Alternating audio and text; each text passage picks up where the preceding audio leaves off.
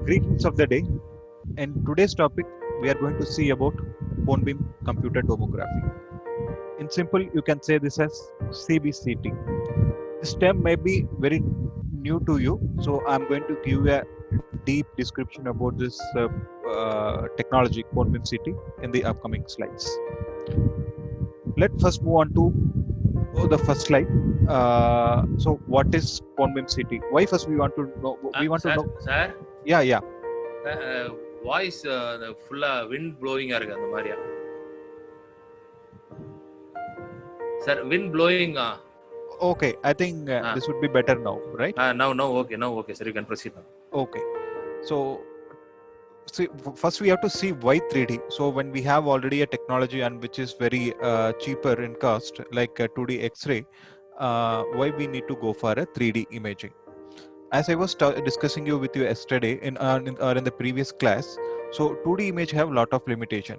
As I was saying, this is actually a superimposition with what we get it in the 2D imaging.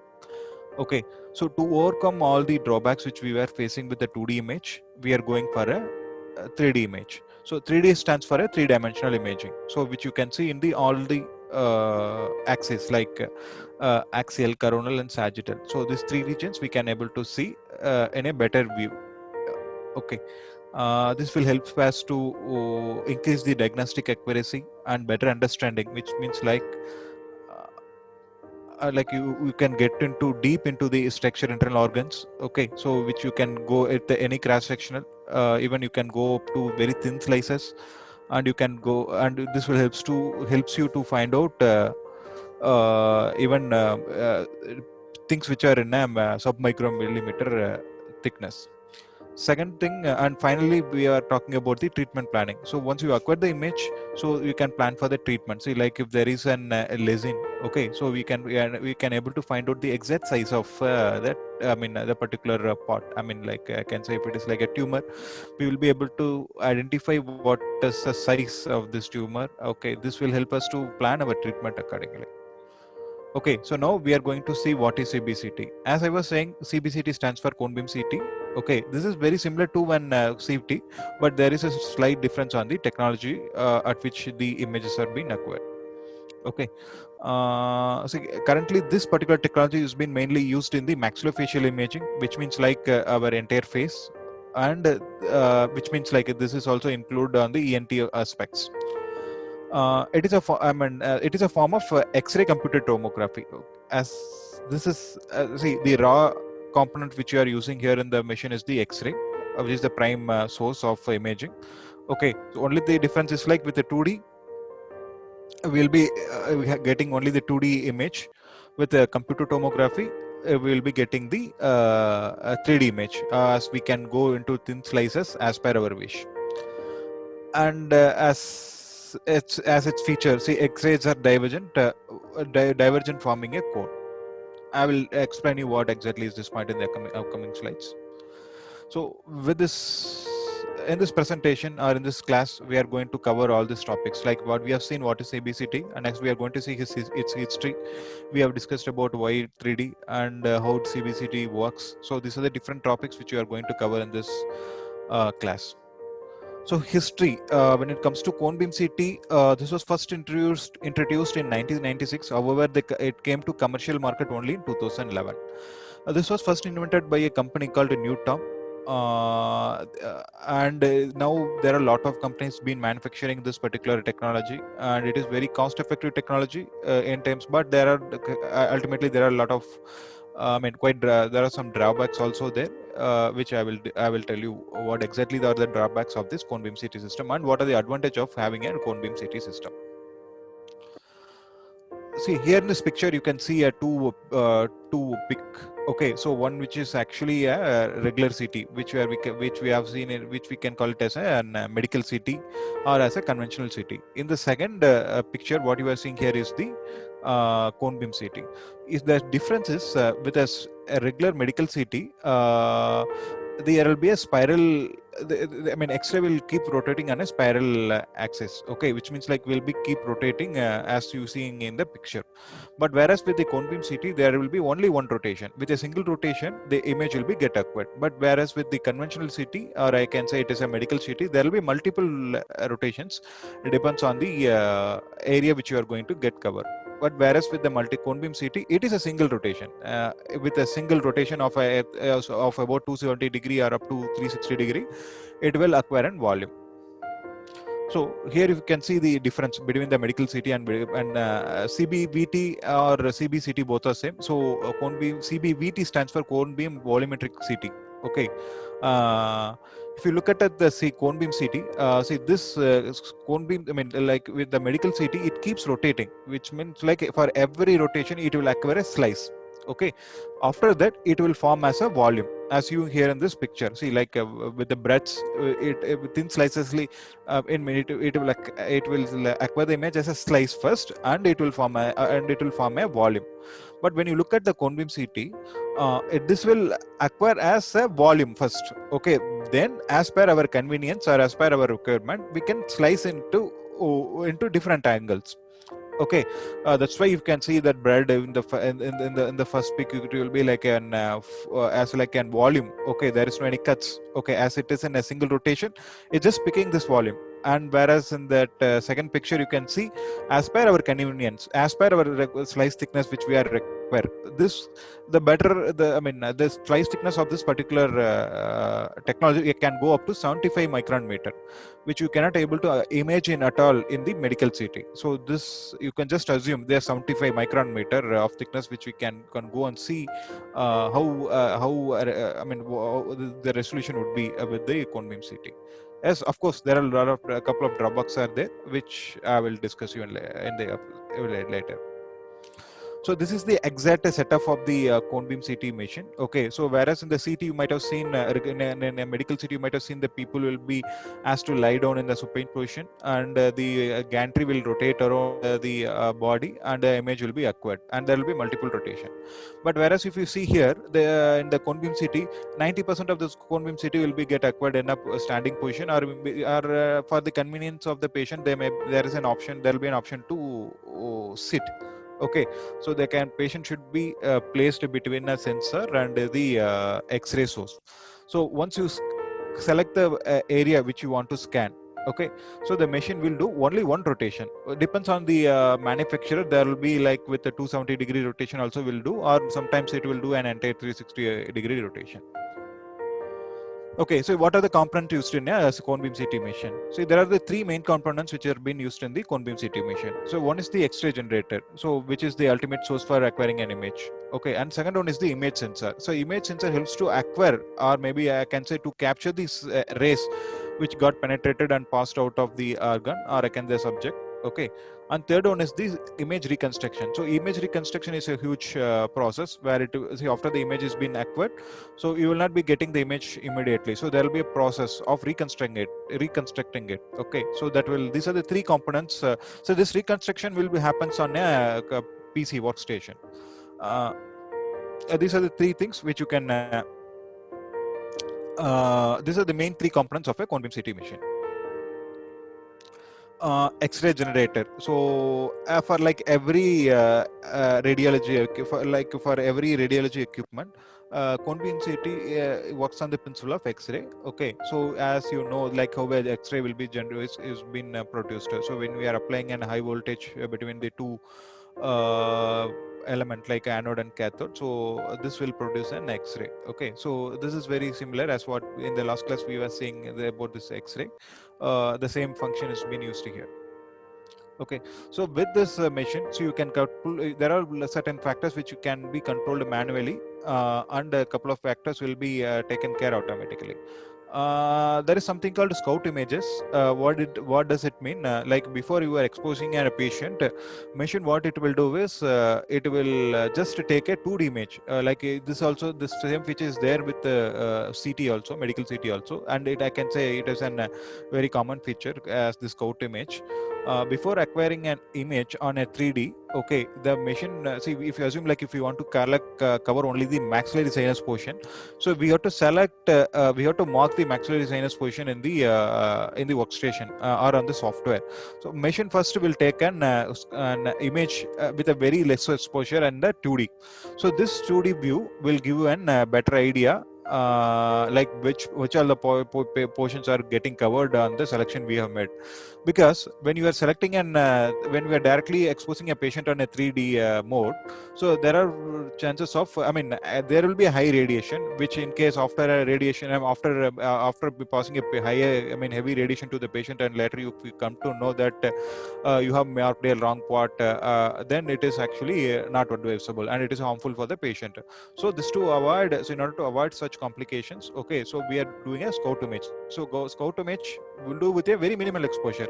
So this will just give a projection on a part which you are going to get cover, which you are marked to cover slightly. If on the scout, if you see like you have been slightly away from the target area, then again you can redo on the markings, and you can ensure that your right component is been, your area of interest has been covered properly. Only after that, then you can go for 3D exposure. Then you will get the 3D image on the computer. And second thing is, and third thing is the kVMA parameter. Okay, so you can select the kV range up to 60 to 790 kVA, and in fact MA you can change from 6 to 10 MA, and a couple of machines are now been giving up to 15 MA, and even kV there are now a couple of machines been giving up to 120 kV.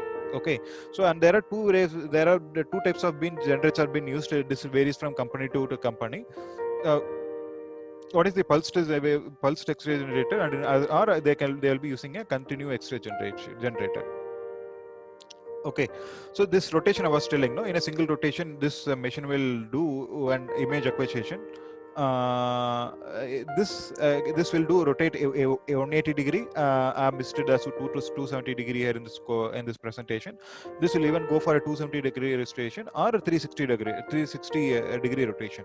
When you are going for a 360 degree rotation, you even able to cover the posterior part, or I can say the backside of our head, or maybe the entire volume you can get on the get on the one single exposure. Next, we are going to see on the image sensor. See, what does it mean? See, when you are exposing a patient, okay, so the data required to be captured. So for us, you require a sensor. Okay, so this is, I can say, there are different sensors being available in the market. One is like PSP, they used to call as a PSP, post-stimulable phosphorus plates. Okay, so this image, this X-rays, after passing through the patient, it required to be recorded on it can be recorded on a PSP plates, or there is a sensor called a CCD sensor. Okay, which is called charge coupled device sensors. Or there will be an option, there are another type of sensor called FPD, that is called flag panel detectors. And again, there are two ways of converting it. One is a direct way of conversion and indirect way of conversion. So indirect way of conversion, a direct way of conversion indicates that when the acquired image will be directly converted into, it will be an analog image or analog data, it will be directly made into a digital data. Or sometimes there will be an indirect to, analog to digital conversion will be there. In CCD technologies, still we have been using this analog to digital conversion. So the acquired image will be converted into a digital form, and then it will be made displayed on the computer. And like we are seeing a sensor which has a smaller pixel size has better resolution. Yes, this is a very common fact that if you have a small pixel size, then the image will be better. So what I can say, like if you have a camera and if you are shooting a very small area, then if you look at the resolution of the picture, that will be having a better resolution. Or if you'd like to cover a big area, like if you want to shoot pictures which is about some 50 to 60 meters away, so you can see there will be a drop in the resolution. So this the concept remains same. So smaller the image will be having a better resolution. Okay, one pixel can be 0.07 to 0.3 mm. So 0.07 indicates they said in an mm. As I was saying, this can even go up to 75 micron meter, or 0.075 mm to 0.3 mm. Just imagine, if you can able to go up to 0.07 millimeter. So the amount of data which you are getting from the image will be very too sharp, or I can say it will be in a very good resolution. See, here is the image reconstruction. So the acquired image will be passed through a different process to get the final reconstructed image. There will be a lot of algorithms being used in order to remove the artifacts, and if there are chances of patient artifact. I mean, the artifact can be of two ways. One is the metal artifact, and maybe the patient artifact. So both all this been correlated, and you can be able to reconstruct the image with the different algorithms. Principles of CBCT. With the CBCT, you can select the part which you actually require to scan.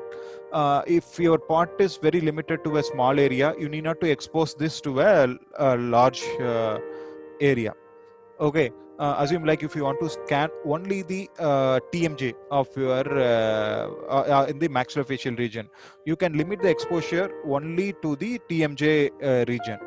Okay, you need not to expose the entire region of the face. That is the unique advantage of the cone beam CT. So it is a field of view based system. Whereas if when you're talking about the medical CT, we will talk in the terms of slices. It will carry an dual slice CT, 4 slices, 16 slice, 32, 64, 120. There will be a multiple slice. We'll be discussing on the slices, number of slices. Whereas if we in the cone beam CT, we will be discussing only on the field of views. At one rotation, rotation, how much of data it can cover. CBCTs will range. Will have an option to cover the data from smaller volume or to a bigger volume. If you see here in this picture, you could see there is a picture mentioned with 15 into 15 centimeter that goes up to 16 to 6 centimeter. If somebody wants the entire TMJ, maxillary sinus, and entire maxillofacial region, so they ultimately need to select the 15 into 50 centimeter field of view in the software, which means the X-ray collimation will be adjusted to cover the 15 to 15 centimeter of the maxillofacial region. Then if you when the size of the image is getting increased, there will be a drop in the resolution. It is a general principle that when there is an increase in the size, there will be a drop on the resolution. When you smaller the image is, better the resolution, and bigger the size of images is reduced in the resolution of the image. First point, if you see the collimation of an X-ray beam by adjusting of FOV limits, the radiation to one ROI. ROI stands for region of interest. You can limit. That's what, with the collimation of the X-ray beam, you can adjust the field of view limits. Field of view length for a field of view, like what is the limit which is to be focused. Based on that, you can able to adjust the X-ray which is passing on the patient. The second point, this depends on the detector size, shape, beam projection geometry, and ability to collimate or not. Okay, so if you want to set up a 15 to 15 centimeter, you need to have a detector which should be able to capture a data of 15 to 15 centimeter. Accordingly, you need to place this detector. Assume like if you have a field of view selection for 15 into 15, and if your detector does not able to cover the 15 into 15 field of view, then there's no use of and ultimately will not be able to get the image quality and the desired output. So you have to ensure that the sensor as well as the a sensor must able to detect and represent the image on par with the X-rays or X-ray source output. And third point is like it is desirable to limit the field of sight to smallest volume that can accommodate the region of interest. Yes, this you can limit if you don't want the dual both the TMJs, if you want to limit your exposure only to the anterior region of your teeth, you can limit it. Do not to do exposure on the whole face. Here you can see again the diagrammatic representation. So this see, it will be in a single rotation. This volume will be get covered. Will be get acquired. So after it is acquired, it will be get sliced by slice. Whereas in the as I said, in the medical CT, first the slices are acquired and that will be formed as a volume. Whereas I'm repeating once again, whereas in the cone beam CT, we are acquiring a volume and we are reconstructing it as per our convenience. Region of interest beyond FOV. Obtaining a data from two or more separate scans and superimposing and overlaying the region can do the reference. A software which is used to stitch. Sometimes what they will be doing, assume like you have a detector which is not having a which is in the smaller size.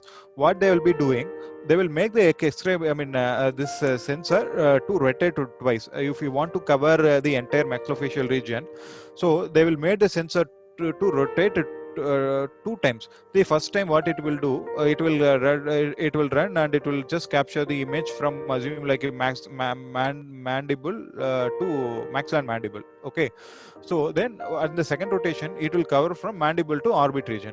So both of this will be stitched and it will be formed as a one image. So again, there is a disadvantage with this. Sometimes what will happen, if the stitching is not proper, there will be a chances of overlapping. However, now in the recent days, the softwares are very active enough, or I can say good enough to identify the overlapping and present a better image for the better diagnosis and the treatment planning. See here, whatever blue that is being acquired on the first. Okay, so whatever you can see in the other side. Okay, so this will be captured in a 2 exposures. So as you see, in the blue color will be exported on the first rotation, and what you are seeing in the red color is acquired on the second rotation.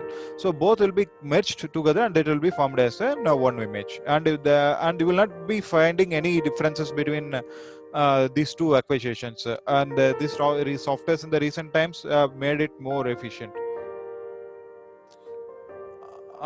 Here you can see when you look at the focal in this image, if you see this focal part become wider when you select a bigger field of view. Okay, so this focal point become smaller when you select the small field of view. See, the next what we are going to see is the voxel. See, when we are talking about the 2D pictures, how you determine its quality, we will tell this as a pixel. Like if you buy a camera, we will say like we got some 10 megapixel camera, 20 megapixel camera, like that. So like in volumes, like here we are acquiring a volume, okay, from of a patient. Okay, so this we will call it as a voxels. Okay, if it is a picture, we call it as a pixels. When it is a volume acquisition, we call it as a volume. Okay, so this, if you look at this first point, like the facial resolution is determined by spatial resolution is determined by individual volume elements called voxels. Okay, yeah, these are the cubic in nature and on all dimensions. The principal determinant of voxel size is the pixel size of the detector. Detector with a small pixel size capture few X-ray photons per pixel, and result is more noise.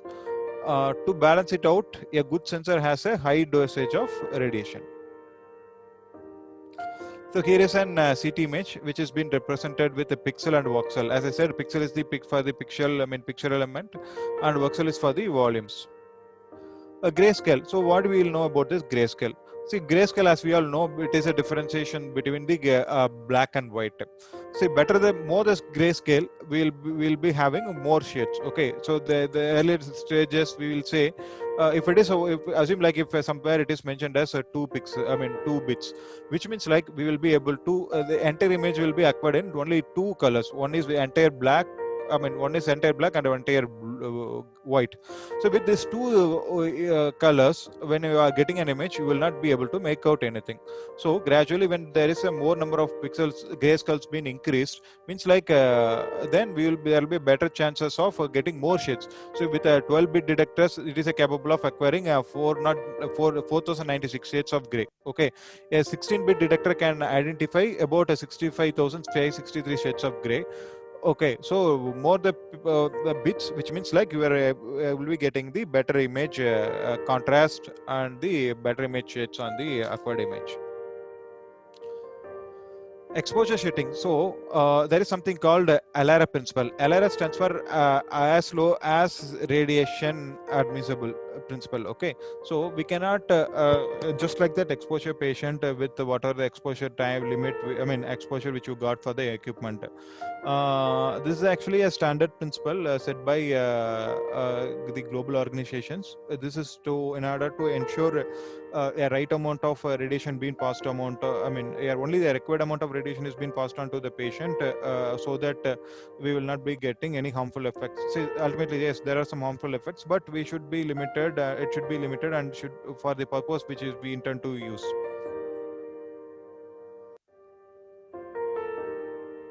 This X-ray source, as mentioned in the previous slides, can be a pulsed or continuous, and this rotation will goes around about 120 degree or 360 degrees, and sometimes there it can go for 270 degree rotation also. With the CBCT, the scan time range from 7 seconds to 30 seconds. When you want to capture a small volume, like assume as you might have seen this 6x6 capture, so this will not takes more time. Okay, so this will take an acquisition time of 5 to 6 seconds, whereas if you want to select want to capture a big volume, so that would take definitely of more scan time. Okay, so you here with this technology you can limit the number of exposure time on the patient, and this will helpful to focus only on our area of interest.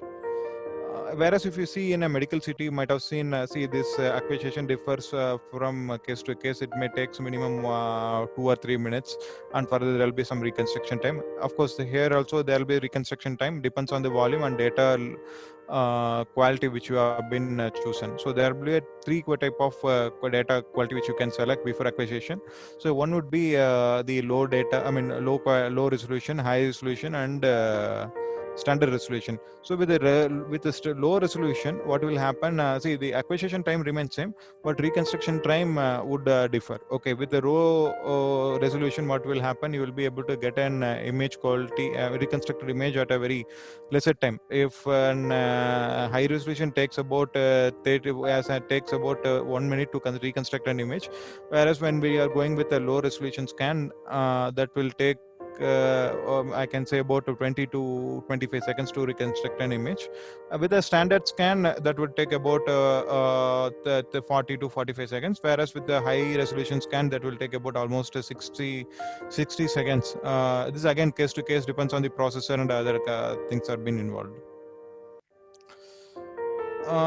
Resolution. So there are two type of resolutions which we will be discussing here. One is the spatial resolution, and next one is the contrast resolution.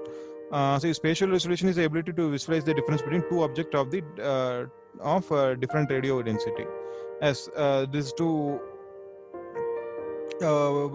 view the differences of between the two objects. Which is having a different radio density. Contrast resolution is ability to differentiate two objects of the same color type. Okay, so this is the difference. This is about the same color type, and that is about a different radio density. DICOM file. DICOM stands for Digital Imaging and Communication in Medicine. This is an universal format where every image data in a digital form will be captured in a DICOM file, which means we should see every manufacturer is bound to give a data in the DICOM file. which can be used for integrating with the third-party solution.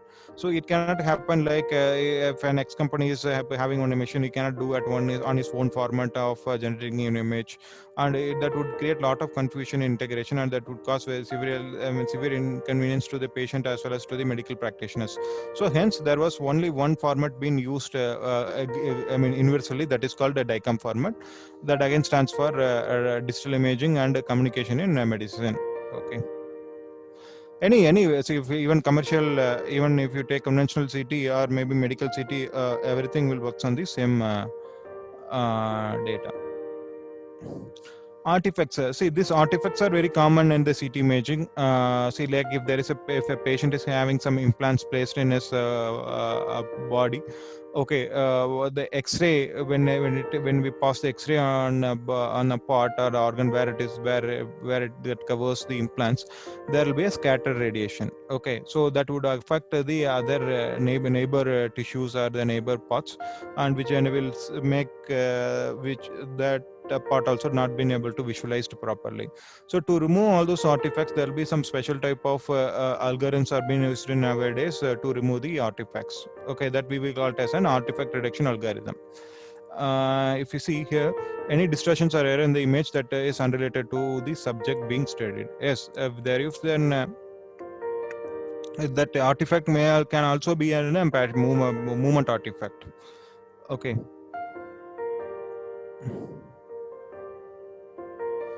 So this is an inherent artifact. So it can result from limitation in physical process involved in the acquisition of the CBCT data. The beam projection geometry of CBCT, reduced trajectory, rotation arcs, and image reconstruction method produce the following three types of artifacts.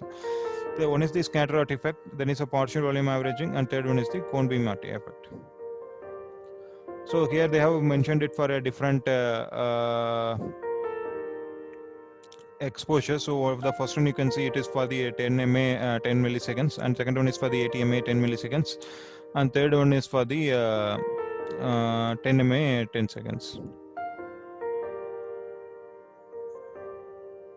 So there are procedure related artifacts. This is again very similar to the movement artifact. Okay, here in this image you can see there are a couple of artifacts which is totally hampering the image quality. This is an example of a movement artifact, so you will not be able to get a clear visualization, picturization of the image. So that would definitely, for a doctor or for the medical, any of the medical practitioner could not able to diagnose this out. Introduced artifacts. See, there's a process of B-bonding, coupling artifact, extinction of missing artifact. These are the other type of artifacts which again further reduce the image quality. So see here in this diagram, if you see, there is an option, there is an implant placed. Okay, this is see, there is a distortion which is all because of the beam hounding effect. Again, you can see there is a reflection of the X-ray that is affecting the neighbor's tissues because of the artifact.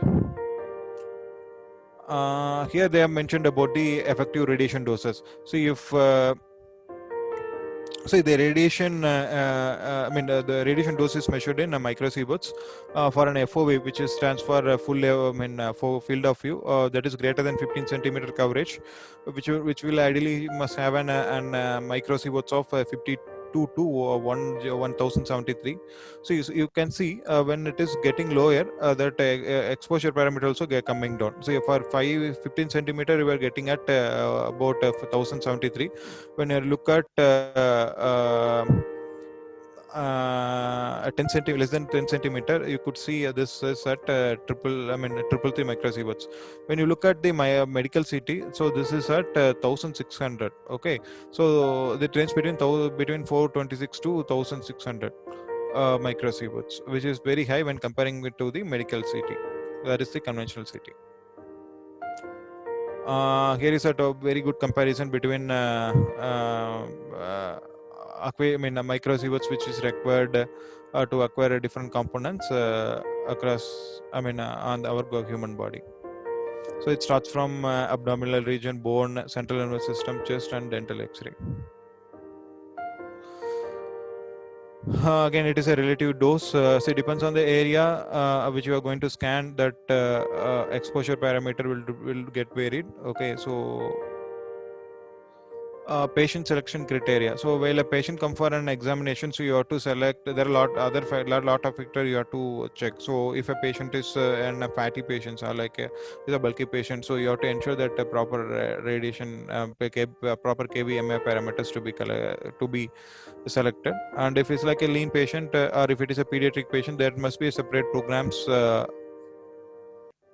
to select the patient criteria, so that it will ensure that only the right amount of radiation is passed on the patient body to get the image, desired image. So for a Gone beam CT, these are the required characteristics. Okay, so it must have a good density and contrast, and it must have a sharpness. It must have an good resolution, and there should be an accuracy. There should be an accuracy in the image, and it should be free of artifacts and the noises. So, like we see, what is the advantage of a cone beam CT? As I said, with a single rotation, the machine will be able to acquire an image and in a volume. So, which means like ultimately it will have a rapid scan time. It has a beam limitation, like you can limit the beam only to area which you decide to acquire. If your interest is only about a small copy part of your region body that can be acquired. And image accuracy, that as I said, this can go up to 0.0007 millimeter, that is as a 0.75 micron meter. Here you will be getting a reduced patient doses, as I was showing in the other slide. So you can it's the radiation sources for a full rotation service will be somewhere around 1100.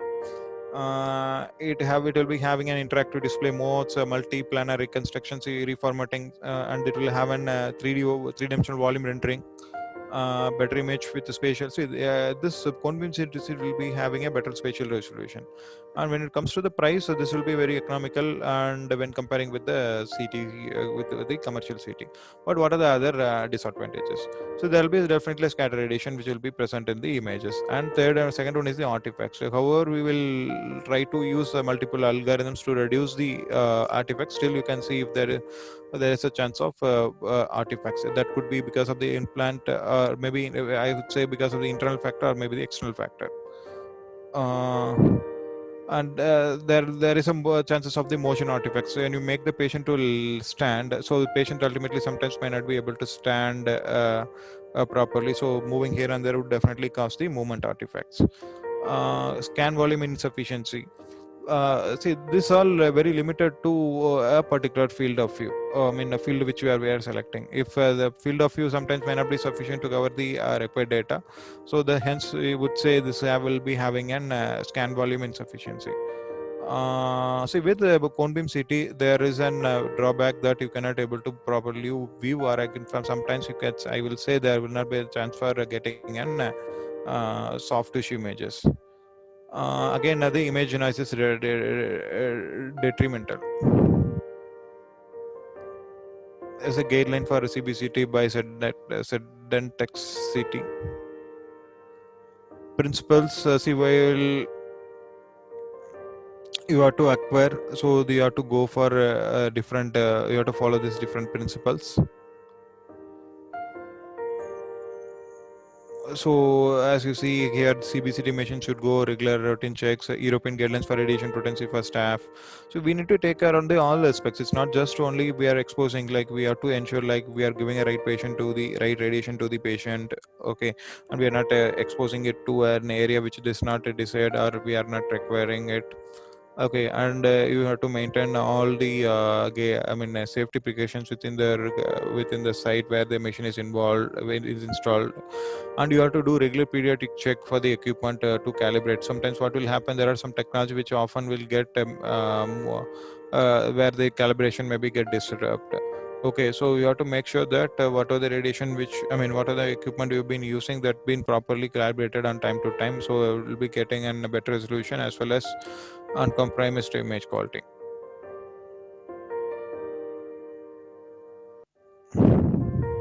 So these are the two views which you will be getting it from an cone beam CT. So first what you see is the axial, coronal and sagittal. These are the different image which you can able to get on the cone beam CT system. So there are a couple of limitations which we can face. One is the periapical lesion carries periodontical problems related to the PLDRG, soft tissue assessment. As we are saying, cone beam with the cone beam CT, soft tissue assessment is not possible or very limited, and very small lesions and all very difficult to identify because the projection on the soft tissue will not be very good, and fractures of the teeth, root canal, accessory canals, assessing to the bone density artifacts. High scan time can cause motion artifacts.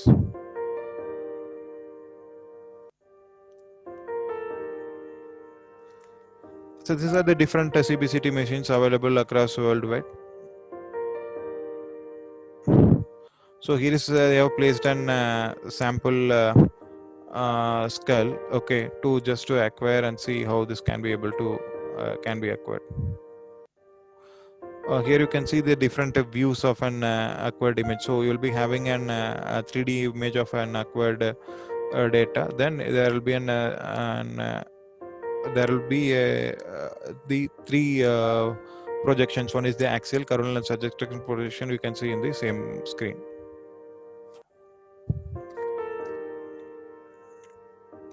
This is mainly used to during the dental treatments for the orthodontic planning. Here you can see there is now there are some machines are having an option of face scanner. So what we will be doing, patient will be asked to take the 3D photograph, okay, and will be taking the full skull of the the 3D CBCT data of the patient. So both can be matched, and you can see you can show the patient on the integration or assuming if they are doing some maxillofacial surgery for a jaw correction. So prior you can take on scan and show to the patient, and post surgery you can show to the patient like this was before and how this has been changed. Or sometimes even before the surgery there are some third-party softwares available in the market that can aid you to make the images changed according to your treatment planning. So these are all more theoretical things. So when we come to conclusion, see, cone beam CT technology is is a process, or I can say is an technology where the data are acquired in volumes, okay, and it will be get reconstructed as per our requirement.